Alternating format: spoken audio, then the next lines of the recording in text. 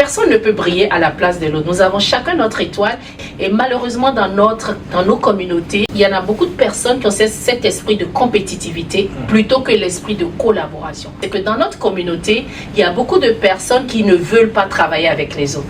Il y a beaucoup de personnes qui veulent juste je suis prête à travailler avec tout le monde qui veut travailler avec moi. Je suis prête à impliquer tout le monde. De toute façon, je crois sincèrement que vous venez de l'Afrique, d'Haïti, des Caraïbes, cette conférence est pour vous. C'est un grand rassemblement pour ensemble s'éduquer, s'élever, développer notre intelligence financière pour enfin nous libérer des chaînes qui nous retiennent et nous-mêmes prospérer. Chers téléspectateurs, mesdames et messieurs, bonjour et bienvenue à l'émission L'Entrepreneur. Il s'agit de cette plateforme où on reçoit des entrepreneurs en or. Nous avons le privilège et l'honneur de recevoir une femme dynamique, une femme inspirante, une femme leader qui, depuis près de 25 ans ici au Canada, a complètement transformé non seulement sa vie, mais aussi la vie d'autres personnes à travers ses actions, à travers ses actes. Il y a des personnes qui rêvent, il y a d'autres qui passent à l'action, d'autres attendent et d'autres transforment toute opportunité en action. Aujourd'hui, elle fait partie de ces femmes qui aident, qui soutiennent et qui accompagnent les personnes en difficulté. Il faut le savoir, la pauvreté n'est pas une fatalité, c'est un combat que l'on peut gagner avec une bonne mentalité. Et elle le dit fièrement, j'ai horreur de la pauvreté. Non seulement elle s'en sort très bien à travers ses investissements, mais aussi elle s'est donnée pour mission déterminée de combattre la pauvreté dans la vie des autres familles. Aujourd'hui, nous recevons Iseline Gandao. Iseline Gandao est un professeur-chercheur. Iseline Gandao est une leader. Iseline Gandao est un investisseur. Mais au-delà de tout ça, Iseline est une maman. Aujourd'hui, Iseline est ici sur notre plateau pour nous parler pas seulement de ses millions, pour nous parler pas seulement des conférences qu'elle organise, pour nous parler non seulement des défis qu'elle rencontre, mais pour nous montrer et nous dire comment faire pour réussir comme elle. Car comme elle le dit aussi très souvent, aussi bien à ses conférences que dans ses livres qu'elle a écrits, vous pouvez le voir ici, il s'agit de riche ou pauvre, elle le dit, si j'ai pu le faire, vous pouvez le faire. Alors vous comprenez qu'aujourd'hui, avec Iseline Gandao, c'est une classe, une masterclass que vous allez profiter sans avoir à payer un seul sou. Mais on vous attend le 20 juin pour la grande conférence, car l'année dernière, elle a pu rassembler plus de 700 personnes, chose incroyable, au Palais des Congrès de Montréal pour sa grande conférence du rêve au million. Et cette année, elle remet le couvert et vous invite à faire partie de ceux qui seront privilégiés d'écrire cette nouvelle histoire. Ça se passe le 20 juin et on espère que vous serez nombreux et nombreux à être là pour bien sûr profiter de ses connaissances, de ses compétences en quelques heures. Elle vous offrira tout ce qu'elle a appris. Préparez-vous, installez-vous. On reçoit Iseline Gandao. Bienvenue sur notre plateau. Bonjour Florent, merci de me recevoir sur ton beau plateau. Comment tu vas? Ça va super bien, merci. Ouais. Ça te va tellement bien, on dirait que le plateau a été dessiné pour toi. Tu es très jolie aujourd'hui. Merci pour le compliment, je le reçois. Alors, Iseline, partie de Gatineau aujourd'hui pour Québec. Comment ça va? Comment tu as trouvé Québec? Comment a été le chemin? C'était loin, quasiment 5 heures de route avec quelques arrêts, mais ça s'est bien passé. Je suis partie très tôt ce matin pour pouvoir arriver à temps pour cette entrevue qu'on aurait dû faire depuis des années. Ça fait 2 ans qu'on parle de faire cette entrevue, donc j'ai voulu saisir cette opportunité parce que il fallait le faire. Et il fallait le faire. C'est nous qui te disons merci parce que recevoir Iseline Gandao, c'est pas facile. La preuve, ça fait 2 ans qu'on essaie de travailler là-dessus. Iseline, avant de tomber complètement dans la connaissance dans ta vie et ton trajet, ton parcours, beaucoup d'entre ceux qui écoutent cette vidéo voudraient savoir qu'est-ce qui se passe le 20 juin. Le 20 juin, au Palais des Congrès de Montréal, j'organise la 2e édition de ma grande conférence du rêve au million. C'est un événement de transformation, un événement pensé d'abord pour les autres, pour rassembler toutes les personnes de la diaspora, peu importe d'où vous venez, que vous venez de l'Afrique, d'Haïti, des Caraïbes, cette conférence est pour vous. C'est un grand rassemblement pour ensemble s'éduquer, s'élever, développer notre intelligence financière pour enfin nous libérer des chaînes qui nous retiennent et nous-mêmes prospérer. Donc, c'est un mouvement que j'ai lancé l'année passée. Comme tu l'as dit en introduction, ça a été un immense succès au-delà de mes attentes. Donc, nous répétons l'expérience cette année avec des conférenciers encore plus inspirants, des leaders de notre communauté, des femmes, des hommes, des adolescents et des moins jeunes aussi qui seront présents avec nous le 20 juin au Palais des Congrès pour une journée de transformation. C'est sûr qu'on parlera aussi d'entreprendre, comment entreprendre pour générer plus de revenus, comment investir pour se bâtir un patrimoine, pour être libre financièrement. C'est tous des sujets qu'on va aborder, mais au-delà de cela, c'était d'abord penser pour être une journée de réseautage où on vient développer des nouvelles connaissances, des nouveaux partenariats d'affaires et un réseau pour prospérer. On va y revenir, accrocher ça dans un coin de votre tête. On revient dans quelques secondes. On plonge dans le beau parcours assez atypique d'Iseline. Iseline, lorsque tu regardes la vie de cette jeune fille de la banlieue de Cotonou, qui est aujourd'hui rendue ici à Québec et qui a réalisé tellement de choses et qui s'habille souvent en rouge et qui a beaucoup de rouge chez elle et qui lui va si bien. Alors, dis-nous un tout petit peu,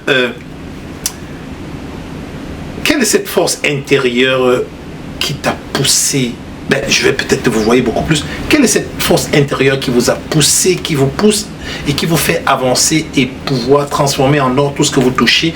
Et il faut aussi dire que beaucoup vous prennent pour modèle. Qui étiez-vous et qui êtes-vous aujourd'hui?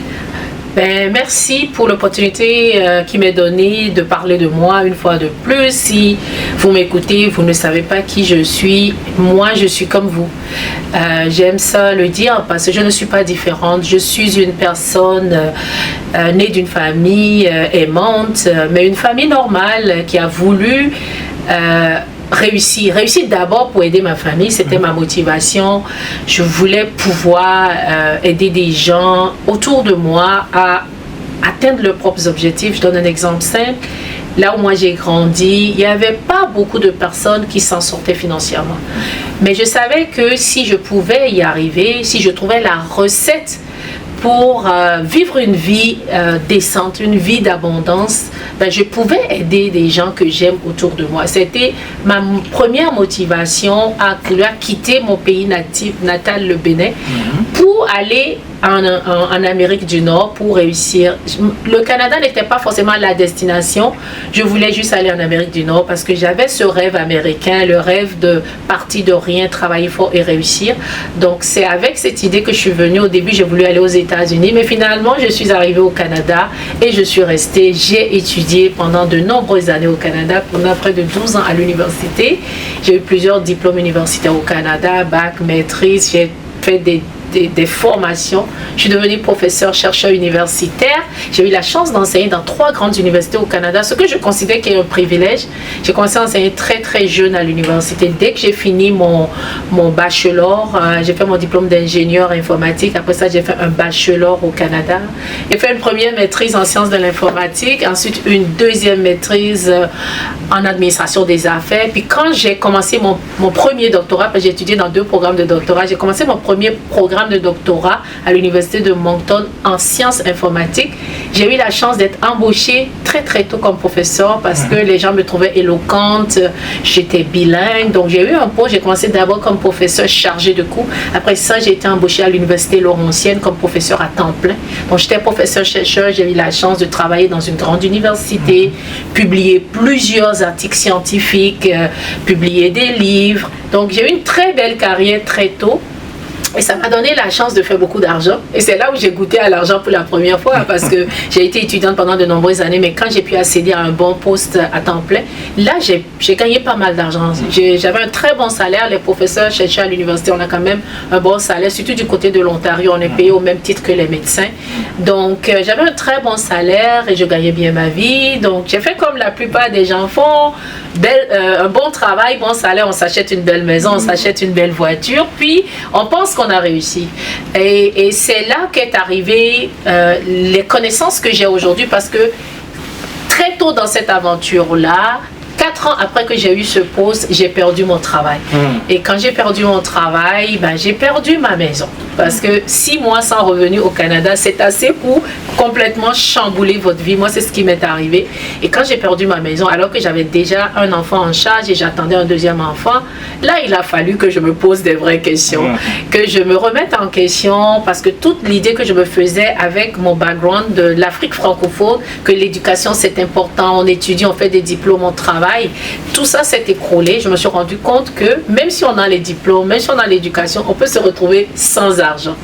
Et de cette expérience-là, je suis ressortie avec des connaissances parce que j'ai compris qu'il fallait que je développe non seulement mon intelligence académique, mais aussi mon intelligence financière. Je n'avais pas l'intelligence financière que j'ai aujourd'hui. Et c'est de là que j'ai commencé à me former pour devenir un entrepreneur, pour apprendre à générer de l'argent, apprendre à investir pour devenir libre financièrement. Donc voilà un peu mon parcours, d'où je suis partie et comment j'ai commencé à entreprendre et investir pour être la femme devant vous aujourd'hui, que beaucoup disent que j'inspire et qui a appris de ses erreurs pour se transformer, pour être une femme plus forte.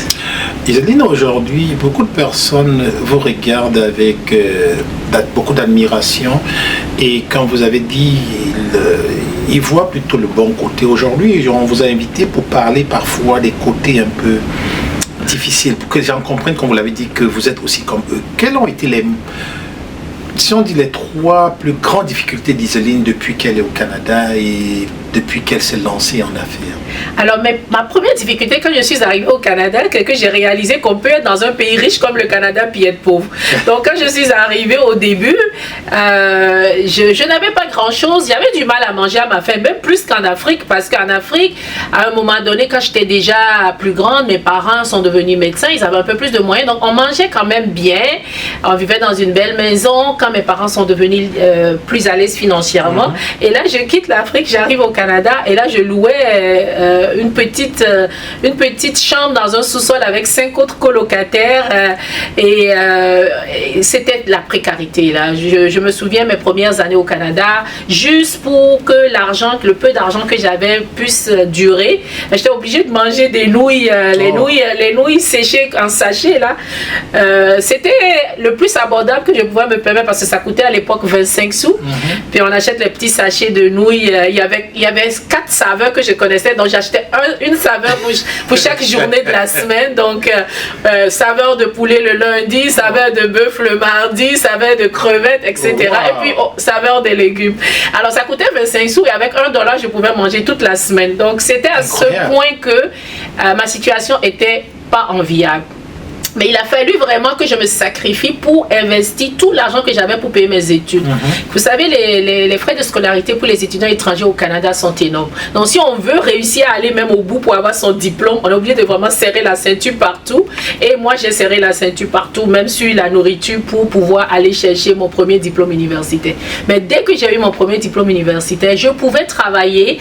Par exemple, mon premier emploi, quand j'ai eu mon diplôme de maîtrise en administration des affaires, parce que j'ai fait mon bac, j'ai fait ma maîtrise. Quand j'ai eu ma maîtrise en administration des affaires, j'ai eu mon premier travail dans un centre d'appel, représentant des services à la clientèle dans un centre d'appel, et je gagnais 9,95 $ de l'heure. Ce n'était pas immense, mais ça m'a permis d'arrêter de manger les nouilles et de pouvoir manger autre chose. Aujourd'hui, j'en ris parce que... Mais il a fallu que je commence par là. Donc ça, c'était ma première difficulté, la pauvreté au Canada. Deuxième difficulté que j'ai connue, c'est quand que je suis devenue maman. C'était tellement difficile d'élever un enfant et travailler en même temps parce qu'on n'a pas d'aide au Canada.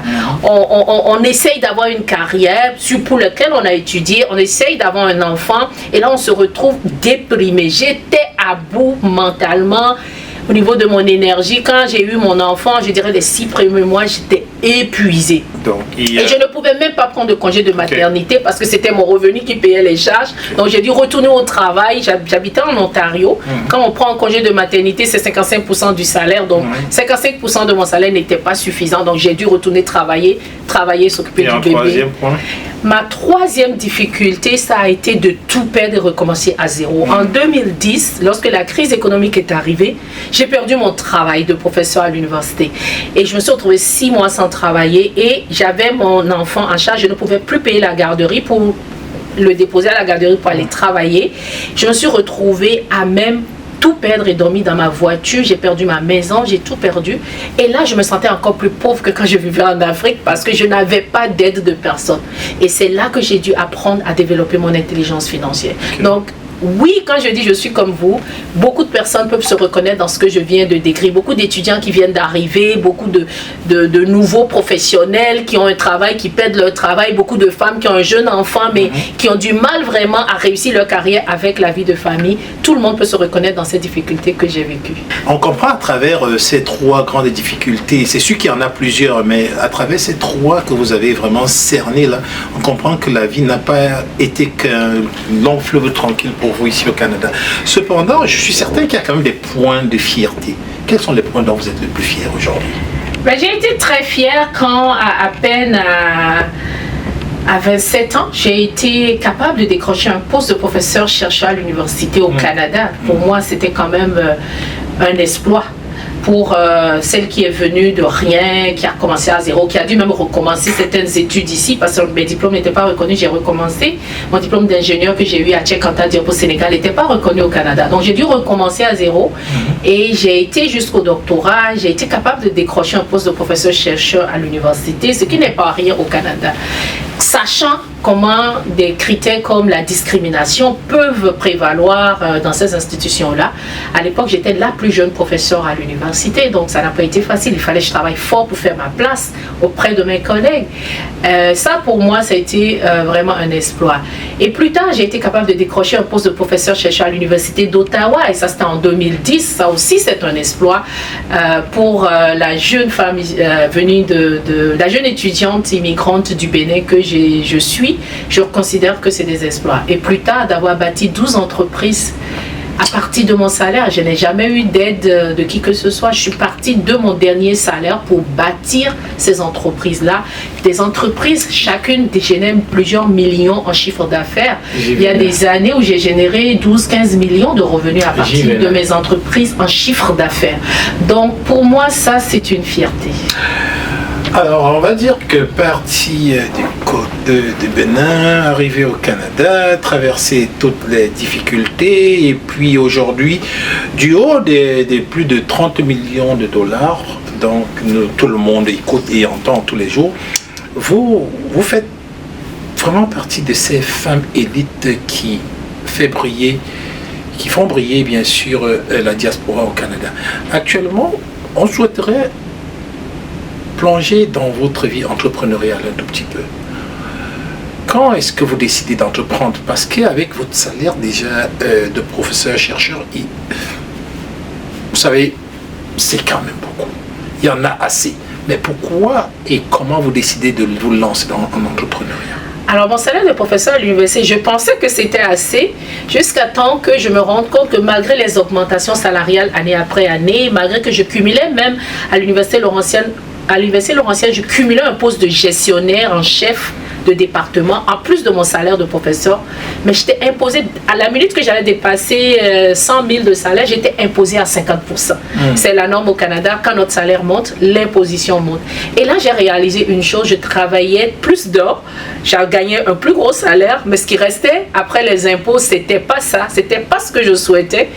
Et j'ai réalisé aussi que quand on a une famille, on a des enfants, ben là, on a payé les charges, il reste pas beaucoup pour se faire plaisir.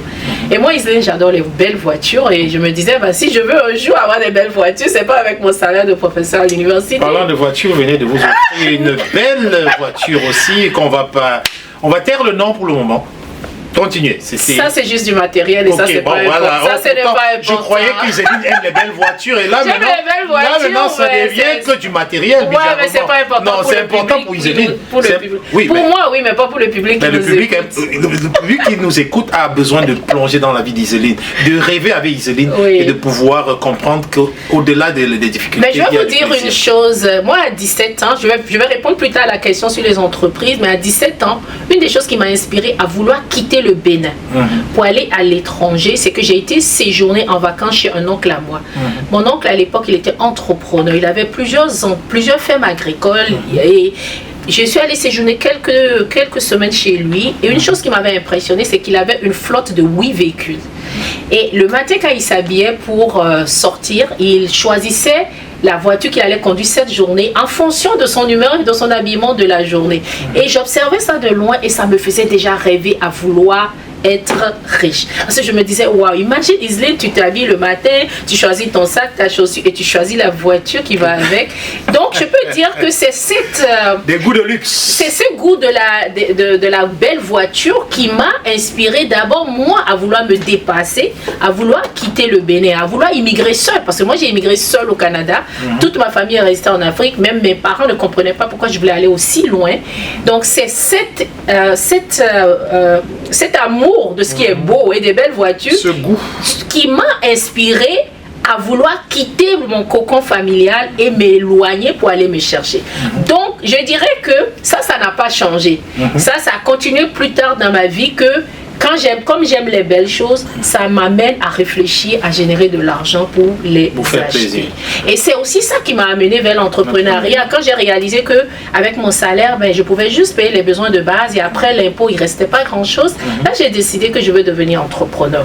Et j'ai essayé et ma première entreprise n'a pas été un succès, mais à force d'essayer, j'ai fini par démarrer une entreprise qui a généré au-delà d'1 million de chiffre d'affaires. Et là, j'ai réalisé à ce moment que c'est dans l'entrepreneuriat que je veux me développer davantage. Donc j'ai complètement arrêté de travailler comme salarié et je me suis développée au niveau des entreprises. Parfait. Et vous vous êtes développé au niveau des entreprises aujourd'hui. Vous comptez combien? 12 entreprises? Aujourd'hui, j'ai 12 entreprises opérantes. Ça l'inclut aussi mon entreprise récente de conférences que j'ai développée il y a 2 ans. Ok. Vu que la raison principale, le point d'achoppement de notre rencontre aujourd'hui, c'est bien sûr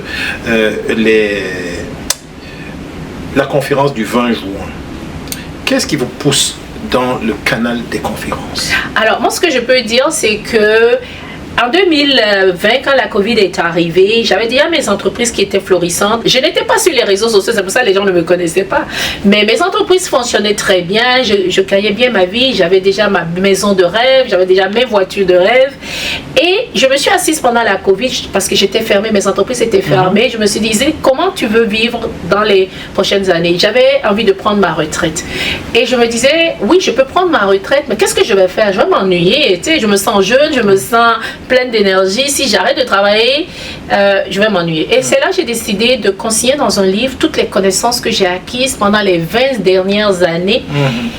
Comment les échecs que j'ai eus, les succès que j'ai eus. Donc j'ai écrit mon livre que vous voyez ici qui s'appelle Riche ou pauvre, les clés de la liberté financière. Donc c'est de là que le déclic est arrivé pour donner des conférences. Quand j'ai écrit le livre, après je me suis dit je vais vulgariser le livre. Donc j'ai lancé mon livre il y a 2 ans. Ça m'a pris du temps, ça m'a pris quasiment 2 ans écrire le livre parce que je prenais mon temps, j'ai écrit. Je comprends. Et après, quand j'ai écrit le livre, au lancement du livre, c'est là où j'ai décidé que j'allais lancer une série de conférences signatures qui seraient des conférences que j'irais donner d'abord pour promouvoir le livre. Mais dès ma première conférence, la salle était pleine à craquer. C'était au Hilton à Gatineau. La salle était devenue trop petite tellement il y avait des gens qui voulaient me découvrir mon livre. Donc après ça, je me suis dit je vais organiser d'autres événements. J'ai organisé d'autres conférences et à chaque événement, mon public grossissait. Le dernier événement que j'ai organisé, Empire au féminin, a réuni près de 800 personnes au Sheraton Laval. Donc, j'ai compris que l'intérêt envers mes événements était devenu très grand. Les gens me disent, Iseline, tu m'inspires, je veux venir t'écouter, je vais apporter mon enfant t'écouter, je veux que ma fille vienne t'écouter parce que tu peux l'inspirer à aller au-delà des difficultés puis réussir. Donc, c'est comme ça que petit à petit, j'ai commencé à donner des conférences. Juste pour vous donner une idée, depuis 2 ans, j'ai donné plus de 12 conférences comme ça. Des conférences, des challenges, des webinaires, des masterclass, j'en ai donné beaucoup.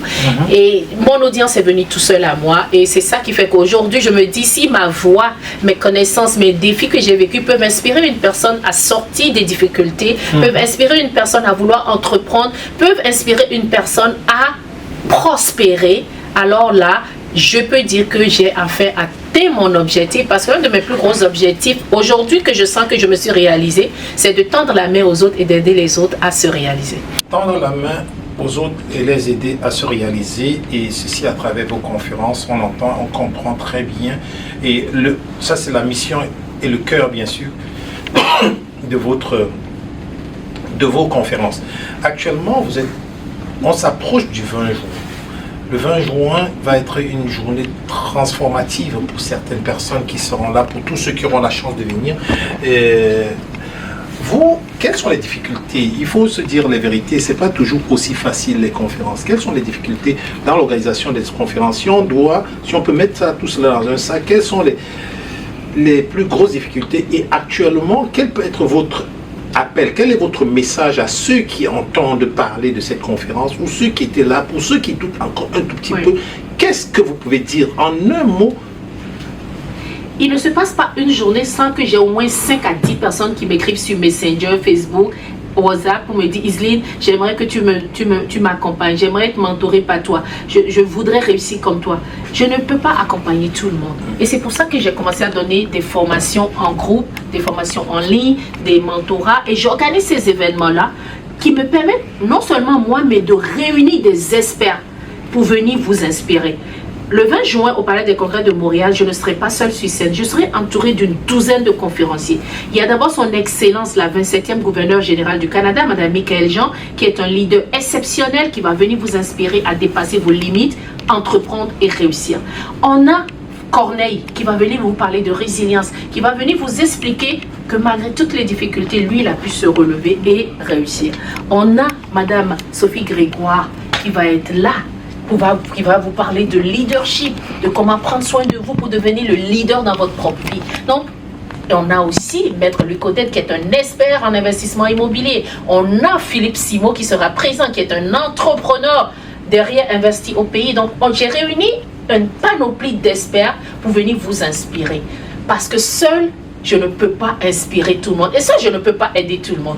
Mais avec de telles journées où on réunit les meilleurs, je pense qu'ensemble, collectivement, on a à apprendre. Et c'est pour ça que j'organise cet événement. Moi, mon rêve, c'est un jour d'être au Centre Bell avec 10 000 personnes à inspirer. C'est de faire des grandes salles aux États-Unis, en Europe, en Afrique. Donc, je sais que les gens me suivent.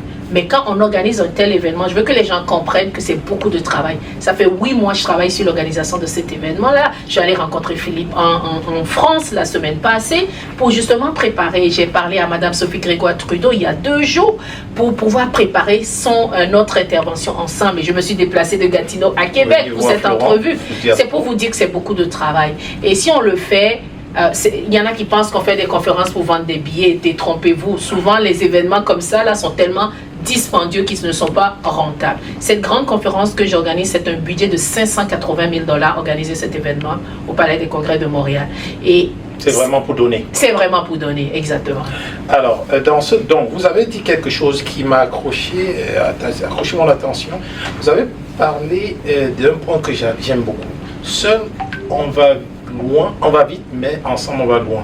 Vous êtes nombreuses et nombreux à organiser parfois des conférences, peut-être chacune à sa façon et selon son inspiration et sa vision. Avez-vous jamais pensé peut-être à l'organiser ensemble avec d'autres personnes, d'autres leaders comme vous, d'autres femmes comme vous qui travaillent, qui brillent et qui excellent aussi comme vous? Offrir à ce public nombreux qui devient de plus en plus nombreux à Québec, au Canada, ce serait le must. Ouais. Ben, moi, j'ai toujours travaillé en collaboration avec tout le monde. Il y a 2 ans, j'étais dans une conférence avec, par exemple, Matt Karine. Elle a organisé sa conférence en juin 2024. J'étais une des conférencières sur son panel de conférenciers. Donc, j'étais présente et j'ai apporté beaucoup à cet événement, à beaucoup de personnes qui m'ont suivi. C'est que dans notre communauté, il y a beaucoup de personnes qui ne veulent pas travailler avec les autres. Il y a beaucoup de personnes qui veulent juste recopier les idées des autres pour essayer de briller. Mais ce que je peux dire, c'est que personne ne peut briller à la place de l'autre. Nous avons chacun notre étoile et chacun de nous a quelque chose à apporter et chacun de nous brille à sa manière. Moi, je ne suis pas là pour Je suis prête à travailler avec tout le monde qui veut travailler avec moi. Je suis prête à impliquer tout le monde. De toute façon, je crois sincèrement que j'ai eu beaucoup d'opportunités de réussir. Je n'ai pas à me prouver. Mon but, c'est vraiment de tendre la main à tout le monde et de travailler avec ceux qui veulent travailler avec moi. Ceci étant dit, c'est quand même illusoire de penser que tout le monde va travailler ensemble. Il y a des gens qui ne sont pas dans un esprit de coopération, ils ne sont pas dans un esprit, et malheureusement dans nos communautés, il y en a beaucoup de personnes qui ont cet esprit de compétitivité plutôt que l'esprit de collaboration. Et moi j'invite les gens vraiment à coopérer, parce qu'ensemble on est plus fort. Mais nous croyons à Diaspora, et moi personnellement, qu'il y a toujours possibilité de collaborer, de coopérer, de travailler ensemble lorsque l'intérêt commun est en avant, et c'est ce qui est surtout les valeurs. Et j'ai toujours foi et je suis convaincu qu'un jour, on aura l'occasion de voir toutes ces personnes que vous êtes, tous ces leaders que vous êtes, toutes ces femmes inspirantes que vous êtes. Dans ce domaine aussi porteur, je suis certain qu'on vous verra très bientôt ensemble en train de nous s'inspirer et de nous montrer les choses. Je tiens à dire, et c'est très important, que quasiment chaque fin de semaine, je suis invitée dans une autre conférence. Là, il y a une semaine, j'étais invitée à un événement organisé par la communauté ivoirienne. Parfois, c'est la communauté camerounaise. Donc, je me sens quand même privilégiée d'être souvent invitée dans les événements des autres. Je crois qu'il y a de l'espoir, comme tu le dis. Ça va arriver parce que de toutes les manières, on est plus fort ensemble. On est plus fort ensemble. Alors, on va sortir maintenant avec votre livre. Un livre que j'ai quand même eu le temps de lire et de découvrir. Avez-vous déjà entendu parler, juste une petite parenthèse, d'Horizon Cameroun? Oui, absolument. Horizon Cameroun, savez-vous que nous, parce que je fais partie des pilotes, vous attendons. Vraiment? Oui. Alors, on espère que vous allez pouvoir, vu que vous le dites, que vous êtes ouvert à travailler avec tous ceux qui veulent travailler avec vous, on espère qu'on va travailler avec vous très bientôt. D'ailleurs, on est quand même, Diaspora est quand même partenaire avec vous et on est fiers de l'être. On va parler de ce beau livre, Riche ou pauvre, à vous le choix. Parlez-nous un tout petit peu de ce livre que j'ai en main et qui est quand même déjà un best-seller depuis un moment. Parlez-nous de ce livre. Alors, ce que je peux vous dire, ce livre-là, c'est vraiment un résumé de toutes les clés que moi j'ai utilisées pour réussir. Et je crois sincèrement qu'en les mettant en pratique, vous allez pouvoir réussir aussi. Malheureusement, dans notre communauté, les gens ne lisent pas beaucoup. Hein. Mais commencez à vous éduquer financièrement si vous voulez devenir riche. C'est la seule manière. Mon livre commence avec une phrase que j'ai trouvée tellement importante et finit avec une que je trouve encore plus importante. Je vais vous la lire. La vie est un combat. Alors battez-vous avec persuasion. Perdez avec classe ou gagnez avec bravoure. Parce que le monde appartient à celui qui ose et que la vie est trop précieuse pour être insignifiante. Votre vie à vous, qu'est-ce que vous voulez en faire? Est-ce que votre vie vaut la peine d'être vécue? Et si oui, comment vous voulez être défini? Moi, je crois sincèrement que riche ou pauvre, le choix nous appartient. Et c'est pour ça que j'ai écrit ce livre-là. On a le choix. On n'est pas dans la fatalité. On a le choix de choisir de passer à l'action et de changer notre vie. On a le choix de choisir et de changer notre vie. Maintenant, pour terminer, bien sûr, cette belle entrevue, on aimerait parler un tout petit peu, non seulement des communautés. Quel est votre regard sur les communautés actuellement et spécifiquement sur la place qu'occupent les femmes dans la société québécoise, canadienne? Moi, je crois que nos communautés sont plus vibrantes que jamais. Je trouve que nous qui sommes issus de l'immigration, de la diaspora, nous avons une résilience à l'épreuve incroyable. Nous avons vécu la misère, beaucoup d'entre nous ont vécu le manque, la misère, la pauvreté, les défis dans nos pays. Donc, on est déjà fort mentalement en arrivant au Canada. Donc, on a une force. Il faut juste savoir l'utiliser, l'exploiter pour, par exemple, entreprendre. Quand on arrive ici, utiliser cette résilience qu'on a. Nous avons appris à vivre avec les difficultés. Nous avons un mental fort. Utilisons cette force-là pour nous construire. Par contre, beaucoup de personnes de nos diasporas arrivent ici, mais gardent la mentalité qu'on avait en Afrique, c'est-à-dire qu'ils pensent qu'ils vont réussir en étant salariés. Ils pensent qu'ils vont se contenter de leur salaire puis s'en sortir.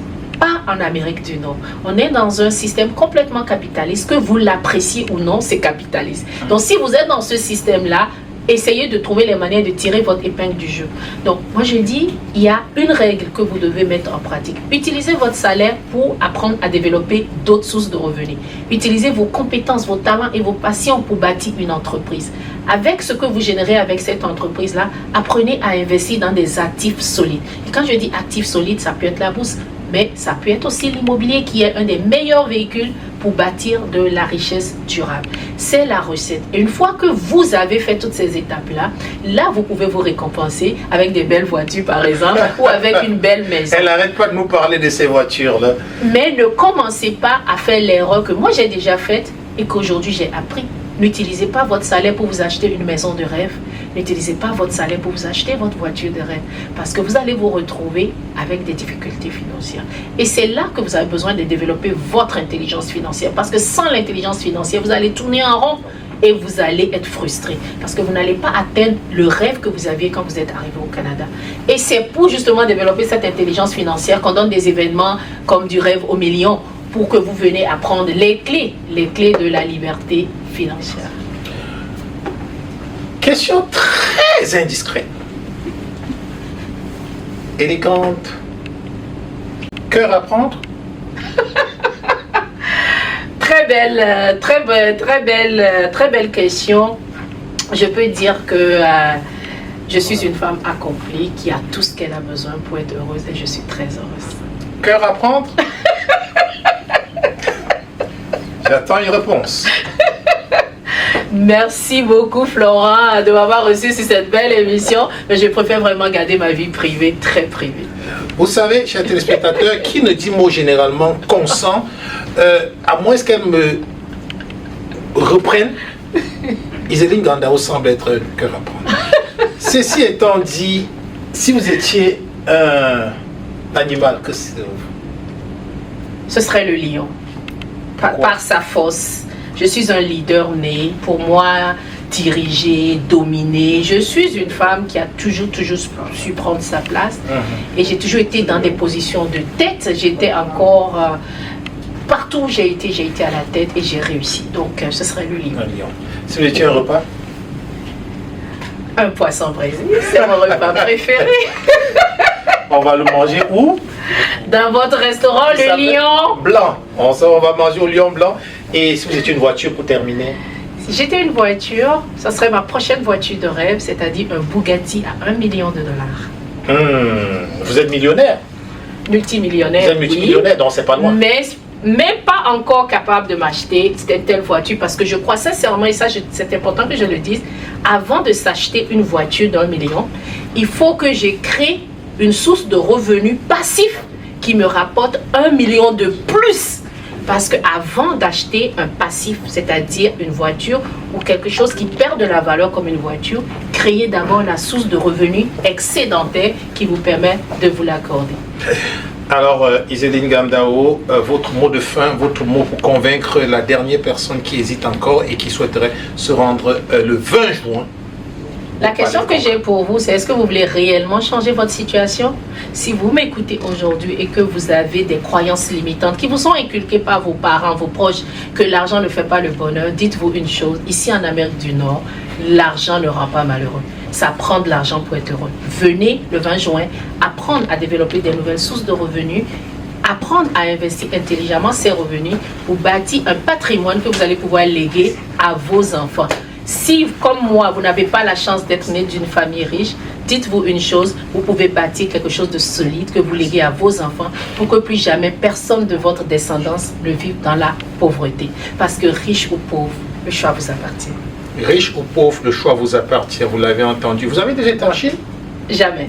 Alors, on ira bientôt en Chine avec Dr Bambi qui est avec nous et bien sûr Ousmane Ousseo qui est avec nous. Alors, merci Iseline, merci infiniment. Merci pour le temps que vous avez pris. Merci pour ces mots tellement touchants, tellement profonds et transformatifs autant pour moi. Car ça allait de rien, mais la conversation que nous venons d'avoir, c'est carrément un masterclass, aussi bien au niveau, bien sûr, du développement personnel que du développement financier, l'entrepreneuriat, l'immobilier, et tout ça en moins de 50 minutes. Je crois que vous êtes vraiment un livre ambulant qui devrait servir à la plupart du monde. Merci de faire tout ce que vous faites pour la communauté. Continuez à le faire et surtout, ne vous arrêtez jamais car le futur appartient à ceux qui osent. Merci. Osez rêver grand. Merci de m'avoir reçu sur votre plateau. Merci. Chers téléspectateurs, mesdames et messieurs, voilà, c'est sur ces mots que nous allons pouvoir mettre fin à cette belle parenthèse qui nous a permis de plonger dans la vie, dans le parcours atypique, le parcours symbolique, le parcours illuminant, le parcours pertinent, le parcours inspirant de Madame Iseline Gandao, qui est aujourd'hui non seulement une femme qui lead, mais une femme qui nous invite le 20 juin. Serez-vous là? Diaspo serait là. Qu'est-ce que vous pensez de Diaspo Interaction? Très, très, très, très belle chaîne et vraiment une belle réussite quand on voit les locaux lumineux que vous avez. Félicitations à vous. Alors, on se retrouve le 20. Moi, je serai là. Toute l'équipe sera là. Iseline sera là. Venez transformer votre vie. Voulez-vous rester pauvre ou riche? La décision vous appartient. C'était Florent Lial pour l'émission L'Entrepreneur. On est avec une entrepreneur en or. Ciao, bye. Et derrière la caméra, Vincent de Paul. Bye bye. Une vision. Un espace d'exception pensé pour sublimer la voix, relever les idées et magnifier l'image. Émissions, podcasts, événements, chaque production naît ici dans un cadre raffiné où le son et la lumière se rencontrent avec précision. Des salles pensées pour inspirer, chaque pièce, chaque mur, chaque lumière est au service de votre message. Des fauteuils confortables, élégamment disposés pour accueillir vos invités dans un cadre à la fois professionnel et stylé. Le moindre détail respire le luxe discret, des sièges qui allient confort et esthétique pour que chaque moment passé ici devienne inoubliable. Un espace conçu pour sublimer la voix, un lieu où le contenu prend forme avec élégance et maîtrise. Que vous soyez entrepreneur, artiste, coach, politicien, influenceur ou simplement porteur d'idées, Diaspo TV vous ouvre ses portes et met son expertise à votre portée. Louez votre studio, bénéficiez de nos services de montage afin de réaliser vos projets au juste prix. Chez Diaspo TV, nous ne faisons pas que capturer l'instant, nous sculptons l'expérience. Ici, le contenu prend vie, chaque détail sublime votre message et à Diaspo TV, c'est l'alliance du savoir-faire, technique et goût du beau. Un lieu où les idées résonnent, s'incarnent et marquent les esprits. Parce que vous méritez plus qu'un simple studio, vous méritez une scène à votre hauteur. Alors, réservez dès maintenant et faites entendre votre voix. La référence des restaurants à Québec. Ici, ce n'est pas qu'un lieu, c'est une atmosphère, une signature, un espace où chaque événement devient un moment d'exception. Restaurant Le Lion Blanc, c'est le lieu pour célébrer, le lieu pour rassembler, le lieu pour marquer les esprits. Au restaurant Le Lion Blanc, pour découvrir l'harmonie.